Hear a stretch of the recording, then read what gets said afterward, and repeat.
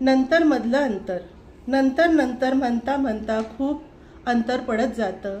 हनुमानाच्या शेपटासारखं अपेक्षांचं शेपूट वाढतच राहतं. 25मध्ये शेपटाला आगीनगाडीचं स्वरूप चढतं. आधी जनरल, मग स्पेशल, तर थर्ड AC, सेकंड AC आणि शेवटी फर्स्ट ACला जाऊन थांबतं. 25-30मध्ये तिला पाहिजे उंच, देखणा, रुबाबदार गडी. त्याच्याकडे पाहिजे बंगला आणि गाडी. त्यात नसावी घरी सासू आणि नंदेची जोडी. असलच नणंद तर ती तिच्या घरीच बरी.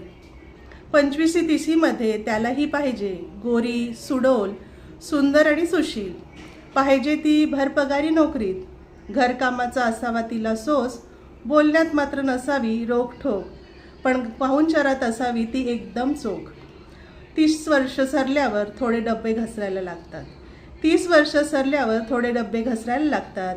अगदी फर्स्ट AC, सेकंड AC नको, थेट जनरलवरच येऊन थांबतात.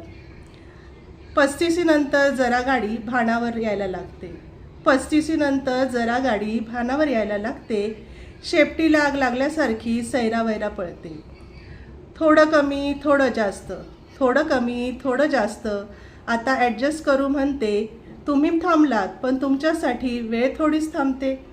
तुम्ही थांबलात पण तुमच्यासाठी वेळ थोडीच थांबते. 40नंतर शेपटीची आग विझायला लागते. 40नंतर शेपटीची आग विझायला लागते. वाढत्या वयाबरोबरच लग्नाचं स्वप्नही विरायला लागते. वाढत्या वयात बरोबर लग्नाचं स्वप्नही विरायला लागते. आता फक्त साजेसा मुलगा किंवा मुलगी पाहिजे. आता फक्त साजेसा मुलगा किंवा मुलगी पाहिजे.